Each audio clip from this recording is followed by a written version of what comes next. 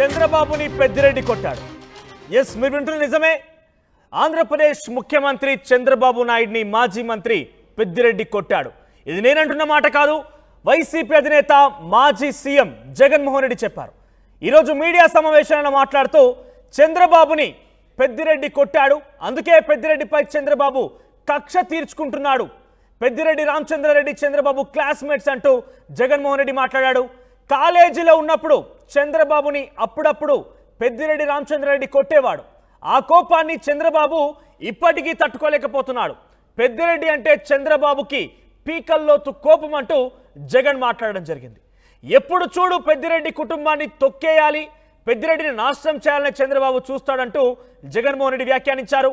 ఇక పెద్దిరెడ్డి 7 సార్లు ఎమ్మెల్యే అయ్యారు. ఆయన కుమారుడు మిథున్ రెడ్డి 3 సార్లు ఎంపీ అయ్యారు. జనాల్లో పెద్దిరెడ్డి కుటుంబానికి మంచి పేరుంది. పెద్దిరెడ్డి కుటుంబాన్ని అబాసు పాలు చేయడమే చంద్రబాబు టార్గెట్ అంటున్నారు జగన్మోహన్ రెడ్డి. ఇప్పుడు ఈ వ్యాఖ్యలు పెను సంచలనం రేపుతున్నాయి.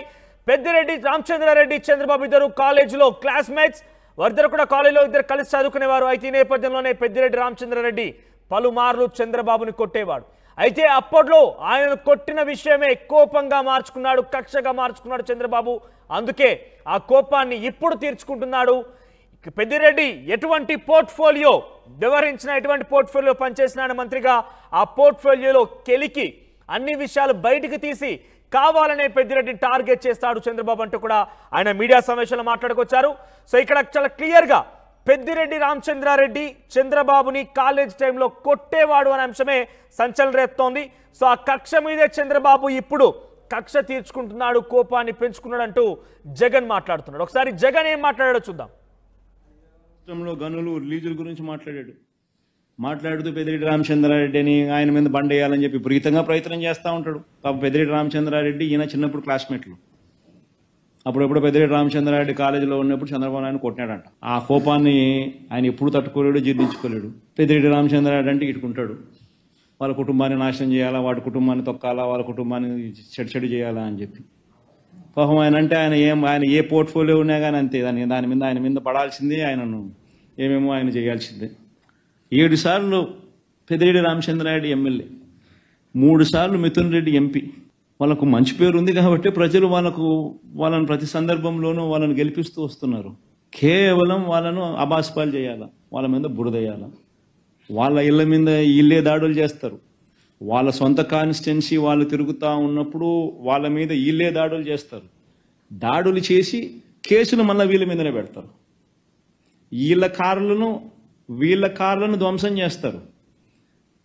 వీళ్ళ ఇళ్ళ మీద రాళ్ళు వేయిస్తారు. వీళ్ళ కార్లను కాల్ చేస్తారు. రెడ్డప్ప కార్ను అయితే కాల్ చేస్తారు, మిథున్ రెడ్డి కార్లను అయితే పగలగొట్టినారు, ధ్వంసం చేసినారు.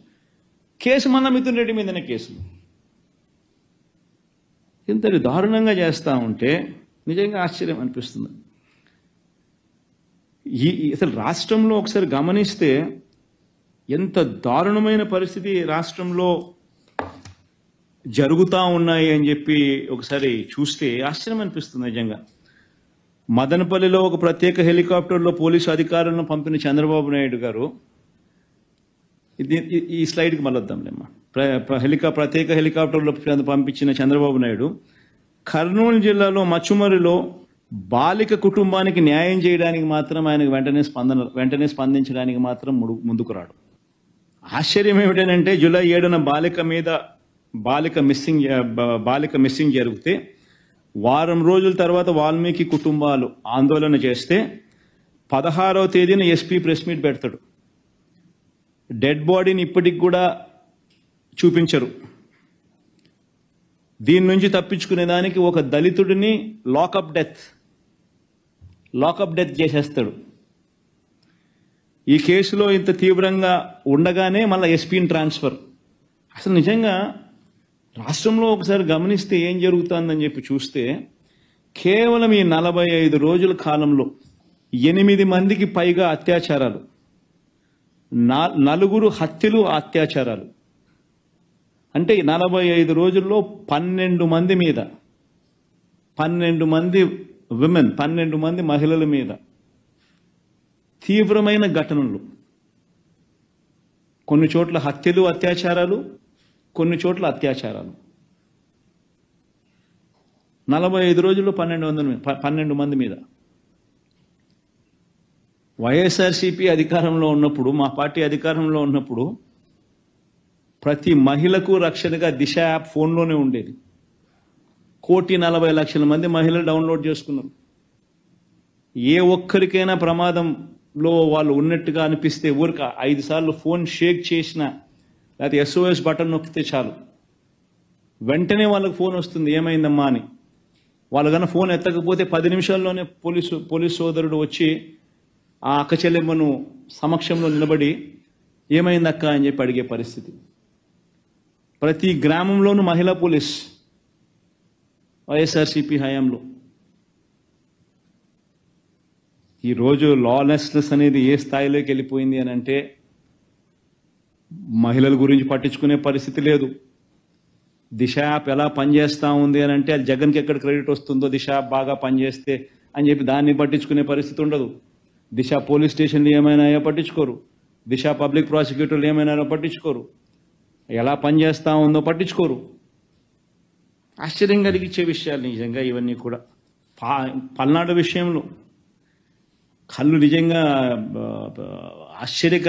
కళ్ళు నిజంగా పెద్దగా అవుతాయి. అంత ఆశ్చర్యకరమైన ఘటనలు. న్యాయం ధర్మం వైపున పోలీసులు నిలబడతారా, లేకపోతే ఒక మనిషిని ఎలా ఇరికించాలి అని చెప్పి పోలీసులు కష్టపడతారా అన్నదానికి నిదర్శనం. రషీద్ ఇన్సిడెంట్ అయితేనేమి, ఈ ఆర్కే పిన్నెల్లి రామకృష్ణారెడ్డి విషయం అయితేనేమి. పల్నాడులో పోలింగ్ రోజు మొదలవుతే మా సీనియర్ నాయకుడు 5 సార్లు ఎమ్మెల్యే, 4 సార్లు ఎమ్మెల్యే, 9, 11, 14, 19 మంచి పేరు ఉంది కాబట్టి తను అన్నిసార్లు రిపీటెడ్గా 4 సార్లు వరుసగా ఆయన ఎమ్మెల్యే గెలుచుకుంటూ వచ్చాడు. బలవంతంగా అలాంటి వ్యక్తిని ఏకంగా ఇరికిచ్చే కార్యక్రమం. అంతకుముందు పల్నాడు జిల్లాకి ఎస్పీగా రవిశంకర్ రెడ్డి ఉండేవాడు. పాపం బాగా పనిచేస్తూ ఉన్నాడని చెప్పి ఆ రవిశంకర్ రెడ్డిని తప్పించేశారు. వీళ్ళు ఎలక్షన్ కమిషన్ను, వీళ్ళకున్న కేంద్ర ప్రభుత్వంలో వీళ్ళకున్న పలుకుబడితో బిందు మాధవ్ అని చెప్పి ఒకరిని ఎస్పీని తెచ్చుకున్నారు. ఆయన చేస్తూ ఉన్న ఆకృత్యాలు అక్కడ అంతా ఇంత కాదు అని చెప్పి ఏకంగా తెలుసుకుని ఎలక్షన్ కమిషనే స్వయంగా ఆయన్ను సస్పెండ్ చేసింది.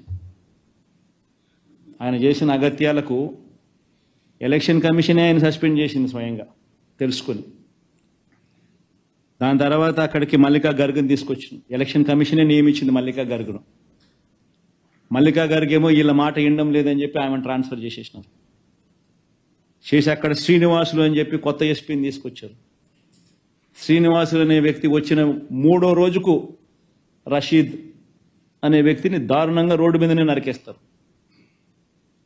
వచ్చిన 3వ రోజుకు. అసలు ఏ రకంగా జరుగుతూ ఉందంటే ఇప్పుడు ఆ స్లైడ్ ఏమో, ఆ రెడ్ బుక్ సైడు ఇది చూడండి ఒకసారి. సైడ్ ఒకసారి మీరు చూడండి, హోర్డింగ్ చూడండి ఒకసారి. ముఖ్యమంత్రి కొడుకు మంత్రి, క్యాబినెట్లో మంత్రి ఏకంగా రెడ్ బుక్ అని చెప్పి తాను హోర్డింగ్ పెట్టి రాష్ట్ర వ్యాప్తంగా ఈ హోర్డింగ్ను పెడితే ఏం మెసేజ్ పంపిస్తా ఉన్నాం మనం పోలీసులకు? నా లెవెల్లో మొదలు పెడుతున్నాము, మేము హత్యలు చేస్తాము, అత్యాచారాలు చేస్తాము, ఆస్తులు ధ్వంసం చేస్తాము, గొడవలు చేస్తాము, పోలీసులు ప్రేక్షక పాత్ర వహించాల్సిందే అని చెప్పినట్టు కాదా?